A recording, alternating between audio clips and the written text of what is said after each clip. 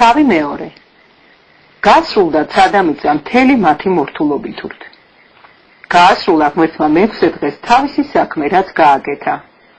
და დაისვენა მეშვიდე დღეს ყოველი საქმისგან, რაც გააკეთა.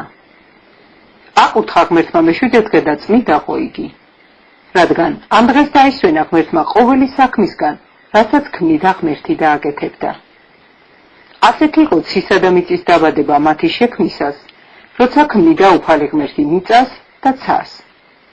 ჯერ კიდევ მინდვრის ბუჩქიც არ იყო დედამიწაზე. ერთი ღერი ბალახიც არ იყო აღმოცენებული, რადგან არ უწვიმებია უფალ ღმერთს დედამიწაზე და კაცი, ადამი არ იყო, რომ მიწა დაემუშავებინა. ორთქლი ადიოდა მიწიდან და წყავდა მიწის პირს. გამოსახა უფალმა ღმერთმა ადამი კაცი მიწის მტვრისაგან და შთაბერა მის ნესტოებს სიცოცხლის სუნთქვა და იქცა ადამი ცოცხალ არსებად. უფალმა ღმერთმა ბაღი გააშენა ედემში, აღმოსავლეთში და დასვა იქ ადამი, რომელიც გამოსახა. აღმოცენა უფალმა ღმერთმა მიწიდან ყოველი ხე სანახავად საამო და საჭმელად ვარგისი. შუაგულ ბაღში კი ხე სიცოცხლისა და ხე კეთილის და ბოროტის შეცნობისა. დინარე მოედინება ედემის ბაღის მოსარწყავად, მერე იტოტება და იქმნება 4 ნაკადი. ერთის სახელია ფიშონი, იგი გარსულის, ხავილას ქვეყანას, სადაც ოქროა. კარგია იმ ქვეყნის ოქრო, იქ არის ანთრაკიც და ზურმუხტის ქვაც. მეორე მდინარის სახელია გიხონი, იგი გარსულის მთელს ქუშის ქვეყანას. მესამე მდინარის სახელია ხიდეკელი, იგი ჩაუდის აშურს. მეოთხე მდინარეა ფერათი. აიყვანა ადამი უფალმა ღმერთმა და დაასახლა ედემის ბაღში მის დასამუშავებლად და დასაცავად.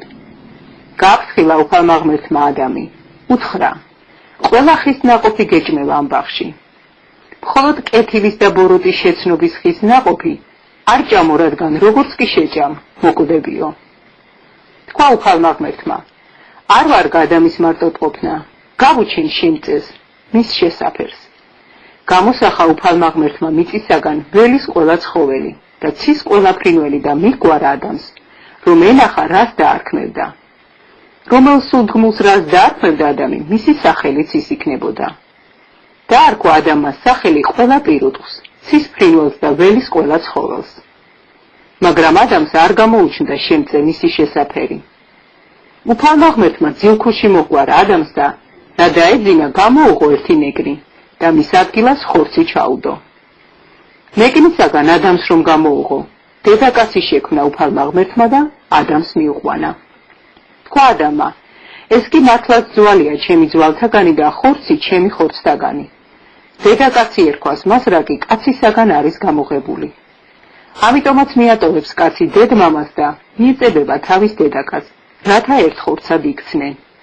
შიშველნი იყვნენ ორივენი, ადამი და მისი დედაკაცი და არ ცხვენოდათ.